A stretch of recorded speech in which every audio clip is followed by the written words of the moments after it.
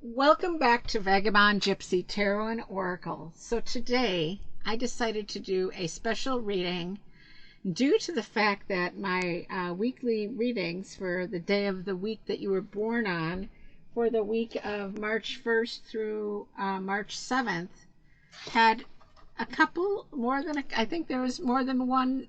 I think there's like 2 or 3 piles that had the Wheel of Fortune. We had a lot of Wheel of Fortune. I wanted to discuss the card and its meaning in general, and then we're going to go through each deck and its perspective. So the general meaning for the Wheel of Fortune card is about good fortune, a turning. What the Wheel of Fortune stands for. It stands for how our life continues on this wheel, that we don't always have a choice in deciding what's going to happen. Fate takes over, and it just is what it is, kind of like attitude. It's kind of, I mean, that's kind of a blunt comment, but it's kind of got that energy. So let's go ahead and go through each Wheel of Fortune card here and look at the meanings. So let's move these other ones out of the way, and then we'll start with the Wheel of Fortune on this one.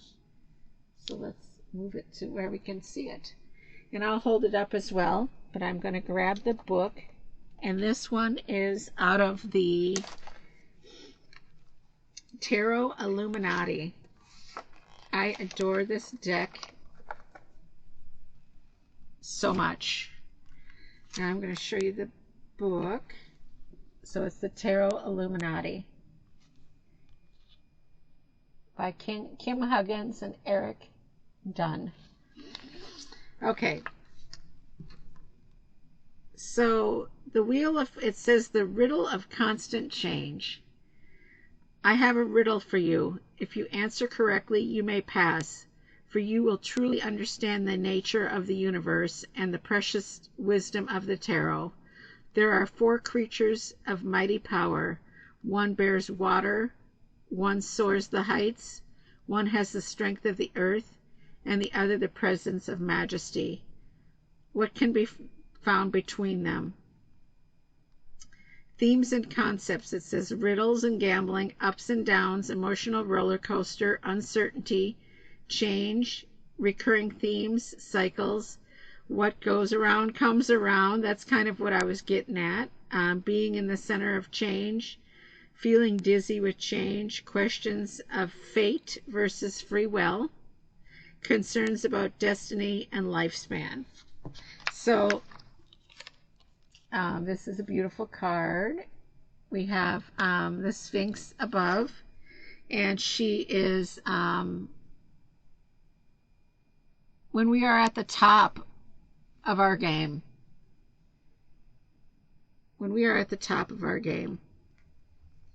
then we have Anubis right here, and the snake on this side. So Anubis and the snake. And then we have, as this deck says, we have the power of the water bearer. We have the human, the eagle, the lion, and the bull. And this is pretty constant in a lot of the Wheel of Fortune cards. Let's see if I can bring this down. Oh, what I've got going on here.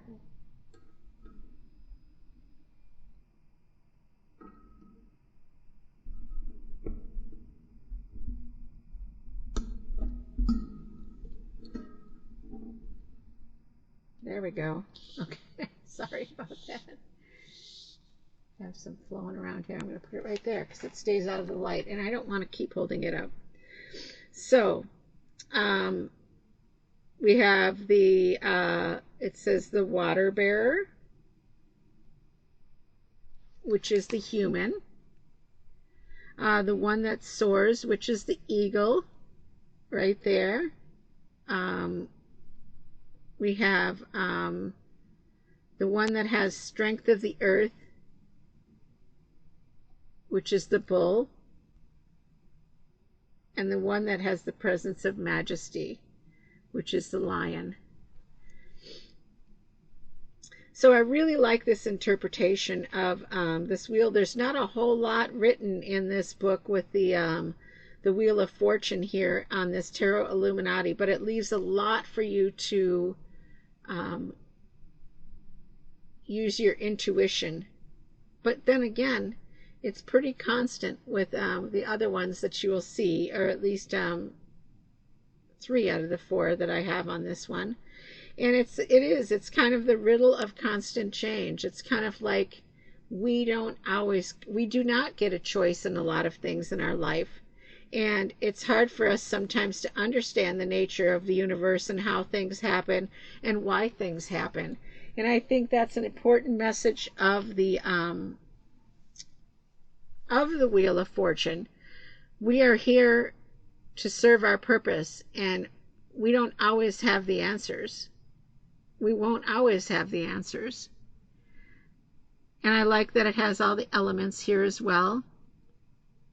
And the Hebrew, some Hebrew connections, word connections as well, Hebrew letters. I like this one a lot for the, I get a real feminine vibe on that Sphinx. It gives me a real feminine vibe. I may like this card. I may be called to this card a little bit more as well because of the Egyptian connections to this card. But I really do like this card. It's the mid-path of the major arcana as well. So it's also a point where we can take some time to reconnect at what's happened before in this process of our path. And as I said, sometimes we get kicked back a few notches on our path and we have to start over again. But this is a good point in our path where we can sit down and recollect what's happened so far. Is there any changes that need to be made? Or do we just analyze what's happened to this point and connect with that and take note of it? So let's move on to the next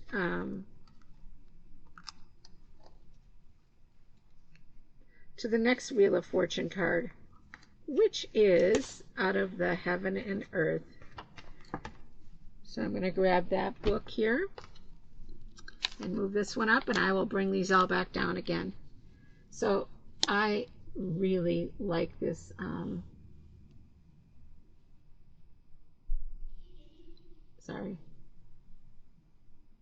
I really like this Wheel of Fortune as well. Again, we have the Sphinx, Anubis, the snake, the human in angel form almost like, and then we have the eagle, the bull, and the lion. So as far as this one, it gives me a really big steampunk vibe. I'm really liking this one. I like the colors in it. I like the feel of it. Again, it gives me that goddess-like feel. But I feel like it's the way that it's floating in the air. It's almost like one of those airships in steampunk time. Again, we have the connection with the 4 elements in the center, and then we have the Hebrew letters as well. This card represents evolution in this artist. It's about movement again. This is the Heaven and Earth Tarot by Jack Sephiroth and Jamie Elford. So this one says, a giant clockwork wheel hangs in the sky. The intricate golden machine has various cogs and pieces showing. 8 round discs adorn the machine's face. So that's the 8 round discs. Roman and Hebrew letters alternate every other disc. The Roman letters spell tarot, T-A-R-O, when looked at clockwise. The Hebrew letters spell yod, he, vav, and hey. I don't know if I'm saying those right, which loosely translates into one of the Jewish names of God. Both are spiritual teaching tools to gain higher knowledge, for alchemical symbols appear on the spoke of the machine's inner disc.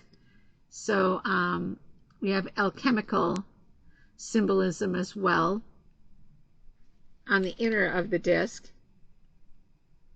A sphinx sits on the top of the wheel. Anubis creature appears on the right of the machine, and a snake on the left. So it's actually associating this with the machine. Interesting. Kind of like the machine of life. 4 creatures holding open books sit among clouds in the 4 corners of the card. So the open books are almost symbolizing that we need to learn along the way. Learn our lessons along the way as well. From the left to the right, it's the human, as I said, the eagle, the lion, and the bull. The Wheel of Fortune has a variety of meanings. It challenges us to look at the cycles which appear in our lives and the world. How fast does time move? How slow does it appear? All of this is built into the spiritual machina of design. Who created life is up to interpretation. Some say God, others believe it's a combination of fate and dumb luck. Either way, paying attention to the cycles and how they affect you helps keep you stable in your life. And that's the part where I said in the middle of the, this is the middle of the major arcana. It's allowing us to take that time to assess our situation.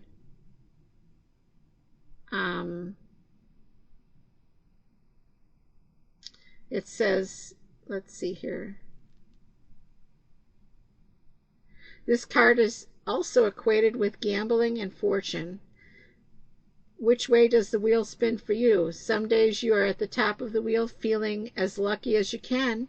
Other days you are on a downward spiral, having lost money or the good graces of those around you. Either way, fate and fortune is something we cannot control ourselves.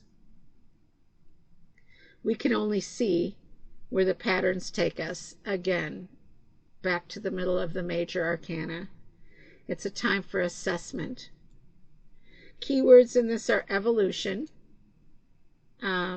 Hebrew letter kaf is meaning fist, which is a little fist right there, if you can see it. Then we have Jupiter, Pisces, and Sag. Upright meanings are life cycles in nature, karma, understanding your personal cycles, fate, good luck, and fortune. If we question reality and nature, adapt to external forces, bring balance to light and dark in your life. Reverse meanings are resistance to change, bad luck, and fortune. Address the negative cycles in your life. Learn to ride the waves. Change is constant, unable to move. So we have a pretty equal balance, I think. Sometimes it seems like some people are always on the top of the wheel, but are they? You know what I mean? It's about you, not everybody else.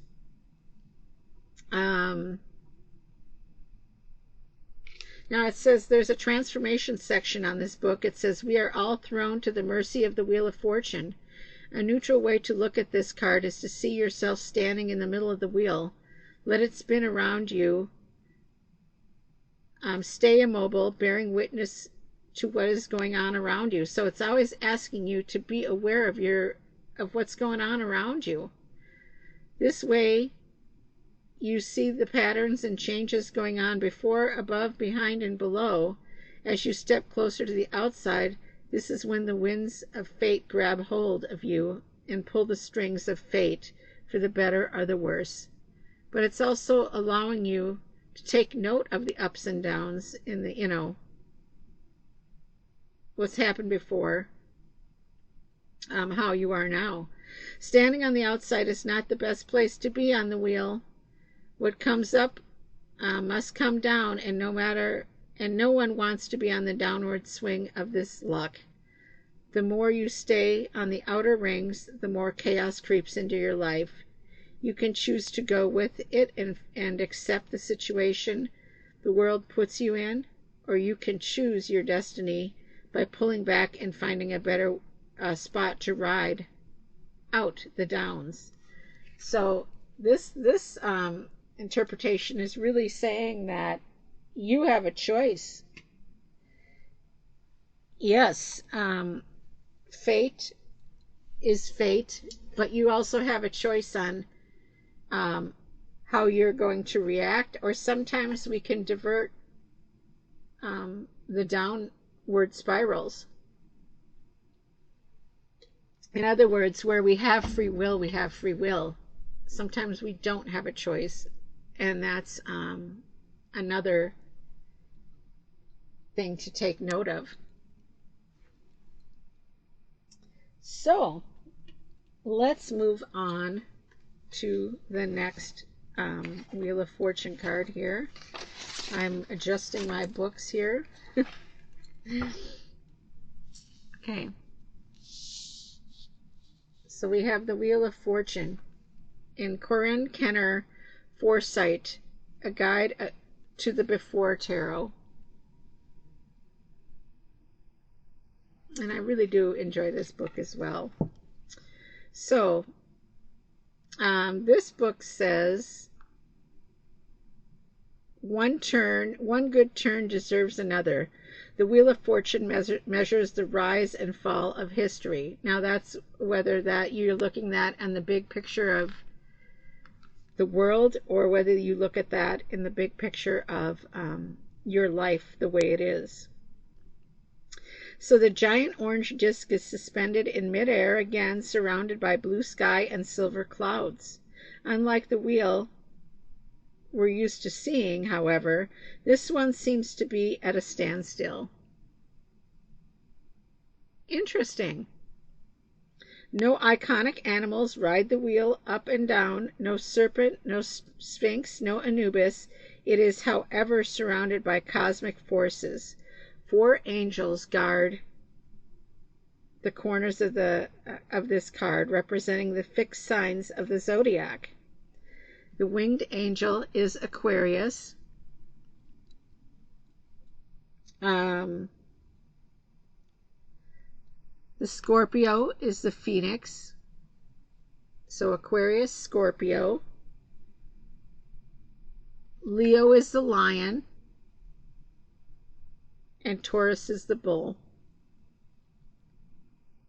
The 4 creatures they symbolize the 4 dimensions: width, length, height, and time. They represent the 4 cardinal directions, the 4 elements, and the 4 suits of the minor arcana. What's more, the full moon reflects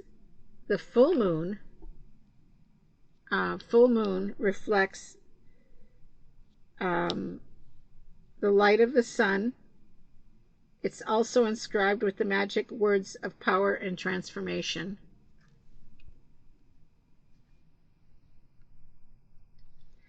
The wheel itself is orange, the color of fire, light, energy, and heat. It's divided into 8 sections to symbolize the wheel of the year, with the spring, summer, winter, fall equinoxes, as well as the midpoints of the year of the wheel. Loving that. I'm actually going to pull out my wheel of the year. Excuse the noise.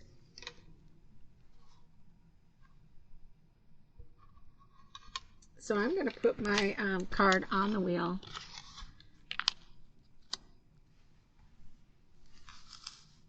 Well, actually, yeah, let's move this over here, see if we can get it.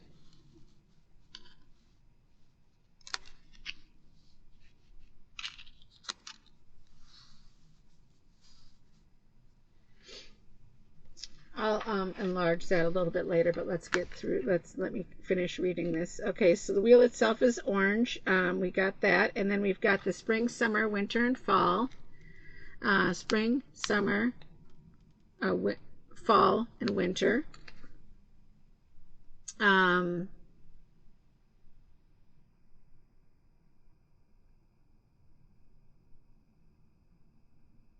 And we've got the midpoints in here as well, as you see, Beltane, Lammas, Samhain, and Imbolc.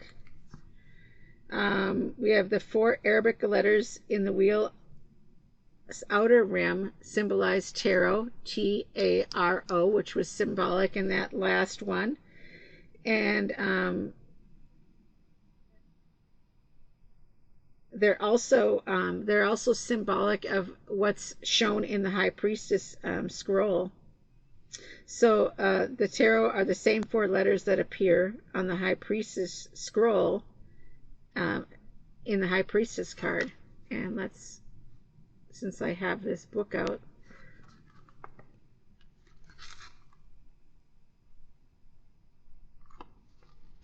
although it's listed as Torah, it's still T-A-R-O. Interesting. Okay, so then it says the familiar Arabic letters are interspersed with the Hebrew letters Yod, He, Vav, and He. And I'm sorry if I'm messing those up, which I'm sure I am. They make up the name of God, as we said in the previous reading, which is pronounced Jehovah in English. The symbol inside the wheels are alchemical symbols, such as sulfur is the triangle, salt is the circle,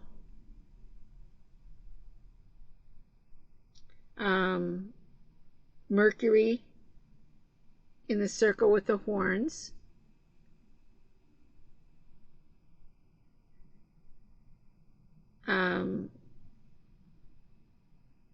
I'm sorry, I'm looking back and forth.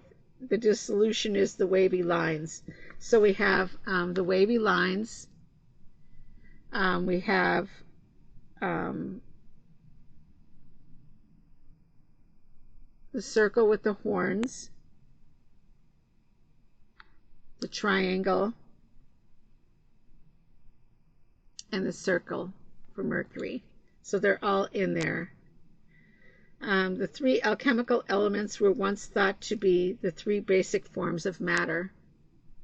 So upright, this is luck, interaction, perpetual motion, good fortune, good karma, destiny, chance, success, expansion, perpetual motion, cycles, wheel of life, wheel of the year. So very, very similar meanings, very Rider-Waite meanings. Reversed is reversal of fortune, bad luck, instant karma, standstills, and delays. So there is standstills and delays as well included in this one. Astrologers call Jupiter the great benefic, the bringer of luck and good fortune. The expansive planet is the perfect match for the Wheel of Fortune. Jupiter symbolizes growth, especially on a philosophical level. Jupiter represents the process of expanding your worldwide view through travel to distant lands, friendships and foreign people, and higher education. Jupiter rules the 9th house of the zodiac, where us astrologers look for information about higher education, excuse me, I hiccuped. Long distance travel. Jupiter also rules Sagittarius, the sign of philosophy and adventure. So instant interpretation in this book, fortune favors the brave.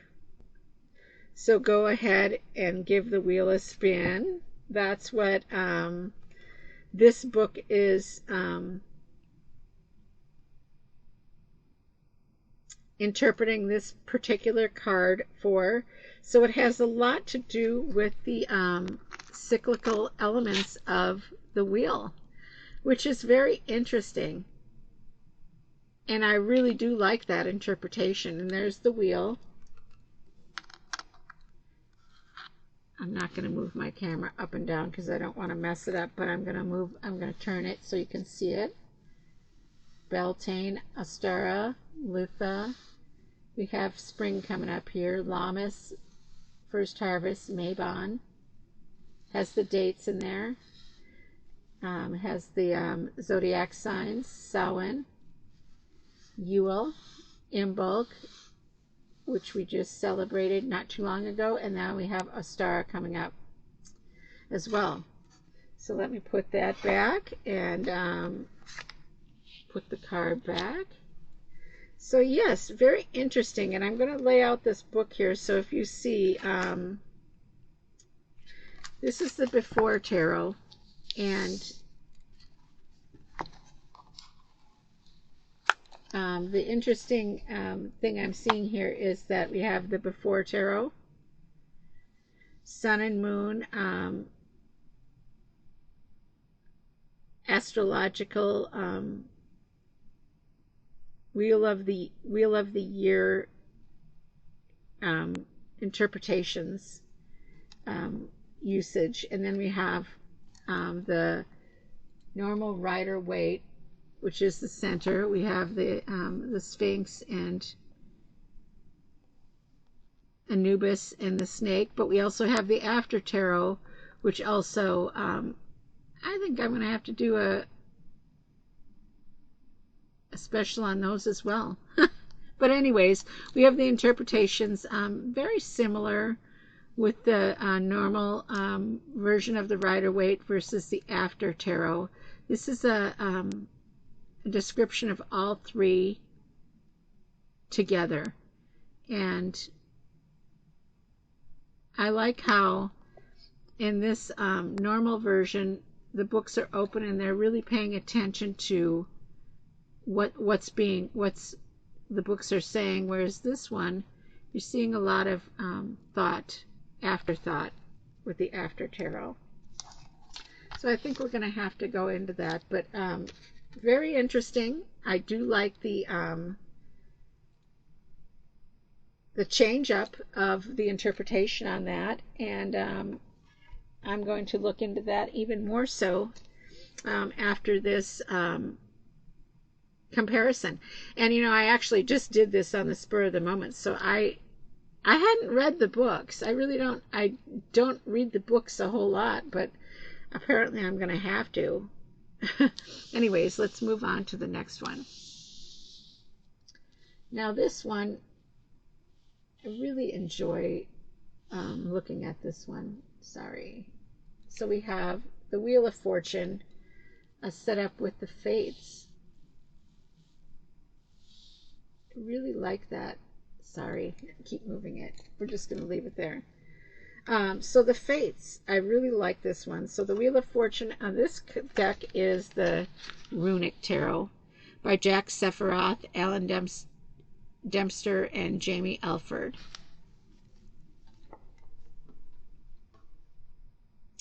Which, very interesting enough, I'm like, I know I read those just recently. Heaven and Earth Tarot is also by Jack Sephiroth and Jamie Elford. So there's a lot of Alan Dempster is the only one that was added to this one. Very interesting. Never knew that before either. Okay, so the Wheel of Fortune with the Fates. As I said, I really love this card.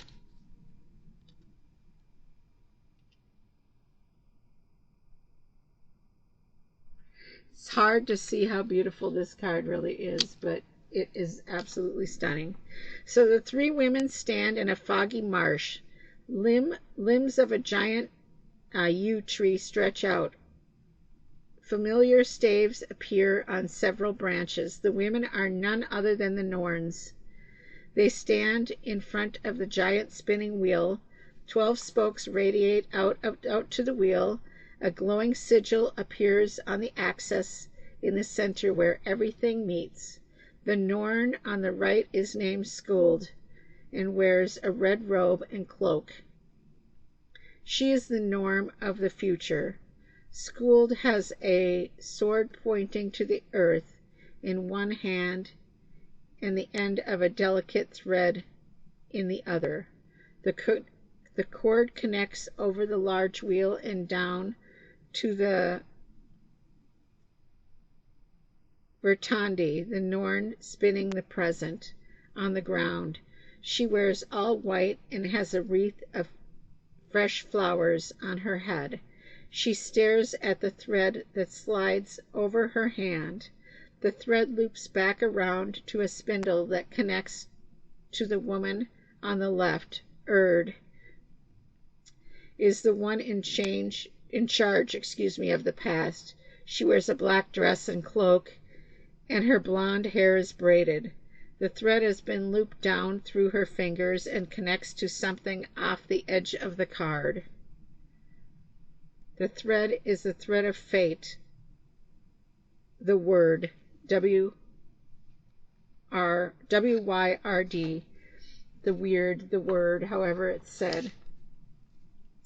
The Wheel of Fortune is concerned with fate, again, the cycles that appear in the world. Fate is the intersection between time and circumstances. Fate is the intersection between time and circumstances. Some believe this is predetermined. Others think that the gods and we can change it based on, turning page, on actions and ethics of a person. When this card appears, we need to look at where we stand in relation to where the cycle is. In Norse mythology, the Norns were the ones who dealt and traded in fate of everything. They lived in the base of Yggdrasil and oversaw the fabrics of each person's time and creation. Skuld wears a red to symbolize the lifeblood measured out to each person in creation. The length of the thread is predetermined amount of life each individual gets. Verthandi is the middle, and she deals with the present moment of a mortal's life. She wears white to show the precious and innocence of life unfolding. Erd tracks the fate each person accumulates and is related to the past. A sigil also appears in the axis of the giant wheel. It is known as Skuld's net, or the web of the weird. It is named after one of the Norns, the one who understands the realm of the future in the interplay of life.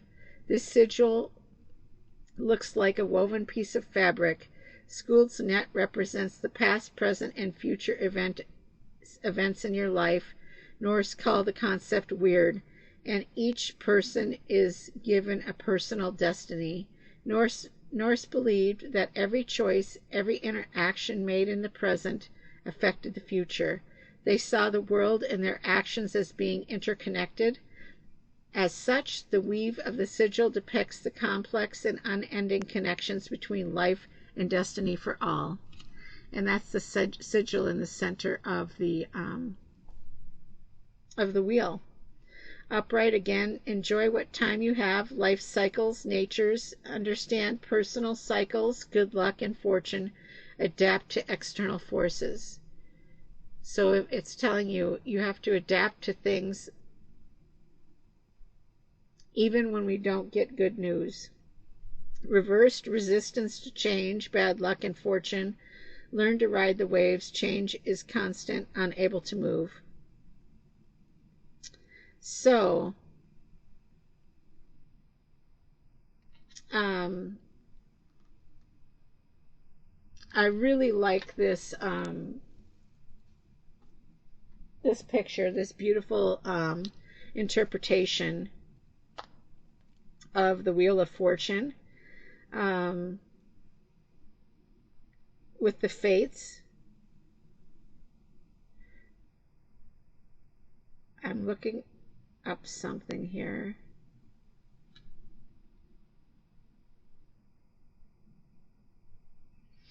There's also the interpretation of the Greek fates as well, that you can look up online. It's basically the same: fate, destiny. It's again symbolized at the center of the major arcana, which also is asking you in this interpretation to take some time. Oh, I'm sorry. I didn't realize I moved my table looking at my, looking up something. It's also telling you to take that time to reassess, reevaluate, and, or if there's something that's happened in your life that you have to reassess and reevaluate and adjust to and accept fate as well. And sometimes that's a hard thing to accept. If we get bad news about something, I had to take a sip of coffee, sorry. If we get bad news about something and we have to accept it as our reality, you go to the doctor and they tell you you have something that you're going to have to live with for the rest of your life. Sometimes we're not too happy about that, but we also have to realize that we're here for a purpose, and many believe we've accepted our purpose, our mission on this earth for this life, and it's almost as if we have to take time to, if you believe it that way, accept it as reality, that you've accepted this prior to coming here.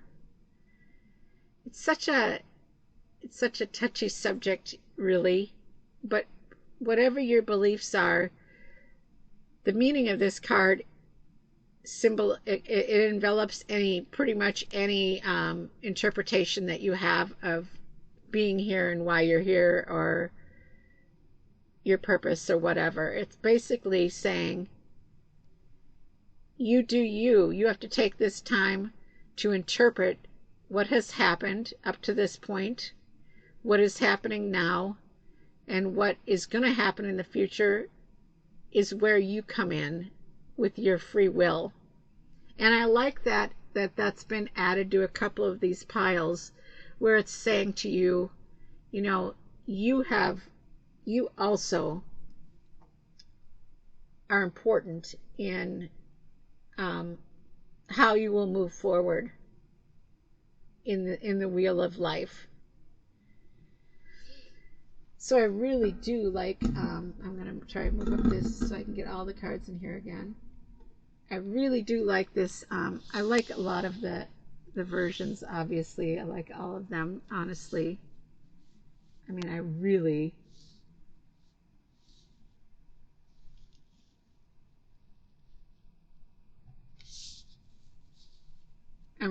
digging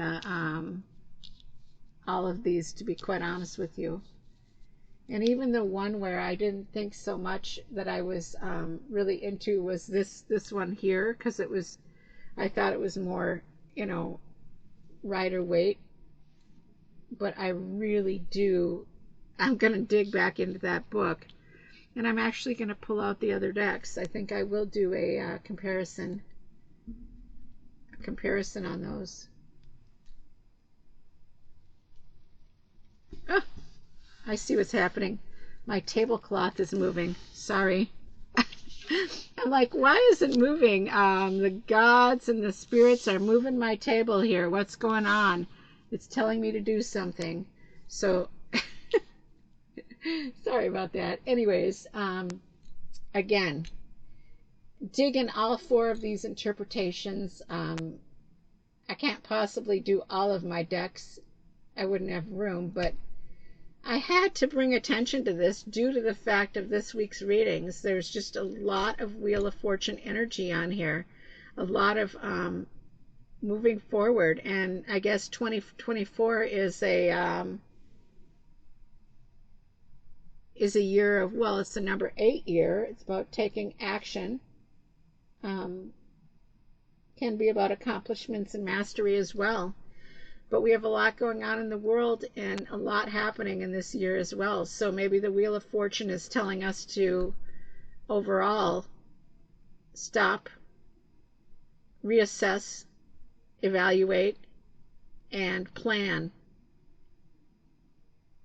So I think that this wheel of energy, this wheel of fortune energy is here for a purpose for some reason, and it could be due to the fact that we're coming up to a change of seasons as well with this seasonal elemental version, which I really liked. But the Fates, I just love that one, and I, of course, I love them all.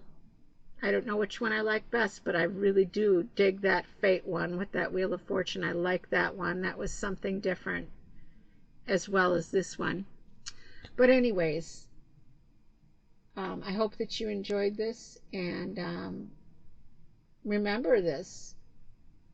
Remember to take a look at your cards if you have cards, and read your books on the Wheel of Fortune. Maybe even just Google it, see what you come up with. But there's definitely a message in the overall for everybody on this one. So I hope that you have a beautiful, blessed year.